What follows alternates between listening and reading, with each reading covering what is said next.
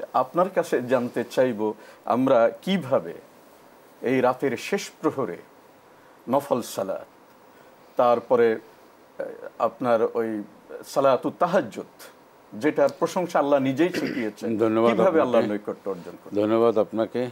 দেখুন, পবিত্র মাহে রমজানের রাতের ইবাদতের গুরুত্ব তো নিঃসন্দেহে রয়েছে। তাছাড়া রাতের ইবাদতের ব্যাপারে কোরআন এবং সুন্নাহর ব্যাপক দিক নির্দেশনা রয়েছে। যেমন তারাবির ব্যাপারে স্পষ্ট কথা, তারপরে তাহাজ্জুদ নামাজ, ওমিনাল লাইলি ফাতাহাজ্জাদ বিহি নাফিলাতাল লাক, এখানে রাসূলুল্লাহ সাল্লাল্লাহু আলাইহি সাল্লাম তাহাজ্জুদ নামাজ পড়তেন নিয়মিত। পরবর্তী তিনি দেখলেন এটা তার উপর একটা ফরজ হয়ে যাওয়ার সম্ভাবনা, তাই তিনি এটাকে গ্যাপ দিয়ে উনি এটা পড়েছেন, যেটা আমাদের উপর একটা নফল।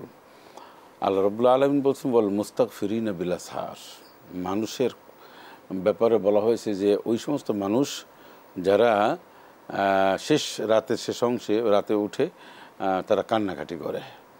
আর রাতের ইবাদতটা এত আল্লাহর কাছে বেশি পছন্দনীয়। আল্লাহ পাক বলেন আম্মা ইউজিবুল মুত্তারা ইযা দাআহু ওয়া ইয়াকশিফু সু ওয়া ইয়াজআলুকুম খুলাফা আল আরদ ইলাহুম মাল্লাহ, তুমি রাতে বা চুপি চুপি যখন আমার কাছে তোমার কষ্টের কথা, তোমার দুঃখের কথা, চাওয়া পাওয়া, তুমি যখন লজ্জিত, দুঃখিত, ব্যথিত, অপমানিত হয়ে ব্যর্থ হয়ে ফিরে এসে আমার সামনে দাঁড়িয়ে তুমি যখন আমাকে অভিযোগ করো বা চাও, আল্লাহ পাক বলেন তখনই আমি দিই, কারণ আমি ছাড়া আর কেউ আছে তোমার এই চাহিদা পূরণ করার? আল্লাহ পাক বলছেন নো, নাই। কোরআন কারিমের মধ্যে আল্লাহ পাক বলছেন ওমিনাল লাইলি ফাসজুদ লাহু, যে রাতে ইবাদত, তাহাজ্জুদ, সিজদা ও আদবার সুজুদ এবং সিজদার কথা বলা হয়েছে। তো এই সব মিলিয়ে রাতের ইবাদতের একটা বড় ধরনের একটা সুযোগ এবং ফজিলত রয়েছে। কোরআন কারিমের মধ্যে আল্লাহ পাক বলেন তাতাজাফা জুনুবুহুম আনিল মাদাজি ইয়াদউনা রাব্বাহুম খাওফাও ওয়া তামাআও ওয়া মিম্মা রাযাকনাহুম ইউনফিকুন, রাতে যারা বিছানা আলাদা করে, নিজের পিঠকে বিছানার থেকে আলাদা করে, শুয়েছিল আলাদা করে, মানে যখন তারা সালাতের জন্য বিছানা ত্যাগ করে, তখন আল্লাহ রাব্বুল আলামিন বলেন আর যখন মানুষ ডাকে যে ইয়াদউনা রাব্বাহুম খাওফা ওয়া তামাআ, সে আমাকে অনেক আশা নিয়ে এবং ভয় নিয়ে, ভয় মানে আমাকে যদি আল্লাহ মাফ না করে দেয় তাহলে তো আমি শেষ, আর আশা হচ্ছে নিশ্চয়ই আল্লাহ গফুর রহিম, তিনি আমাকে ক্ষমা করে দেবেন।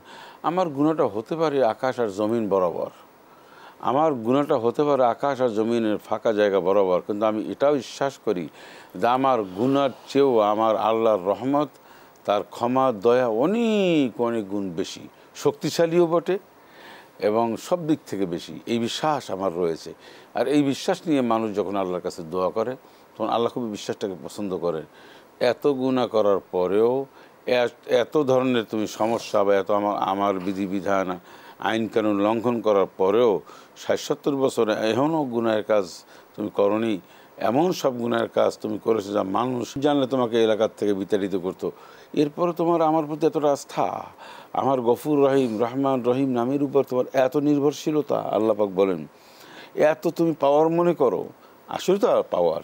তখন আল্লাহ পাক বলেন যাও, তোমাকে আমি মাফ করে দিলে আল্লাহ পাকের ক্ষমা, মায়া, দয়া এক জাররা পরিমাণ কমবে না। একটা কথা আমি বলি, কোথাও জবাবদিহি করতে হবে না আল্লাহকে। একটা কথা বলি, তামাম পৃথিবীর মানুষকে যদি আল্লাহ পাক ক্ষমা করে দেন, স্পষ্ট আল্লাহ এই আকীদা নিয়েই বলছি, এই বিশ্বাসটা নিয়েই বলছি, তামাম পৃথিবীর মানুষকে যদি আল্লাহ পাক ক্ষমা করে দেন, মাফ করে দেন, দিয়ে জান্নাতবাসী করেন, তাহলে আল্লাহ কারো কাছে কোনো কৈফিয়ত বা কোনো সম্মতি, অনুমতি, অনুমোদন কিচ্ছু লাগে না। কেউ তার কাছে জিজ্ঞাসাও করার কোনো সুযোগ নাই যে আল্লাহ সব মানুষকে ক্ষমা করে দেন, কেমনি হলো। এক, দুই নম্বর হচ্ছে আল্লাহ পাক যদি সব মানুষকে মাফ করে দেন তাহলেও আল্লাহ পাকের ক্ষমা এক চুল পরিমাণে কমবে না। সুবহান আল্লাহ। তাহলে আমরা কি বুঝলাম যে আল্লাহ পাক এতটা ক্ষমতার মালিক, অথার ক্ষমতার মালিক।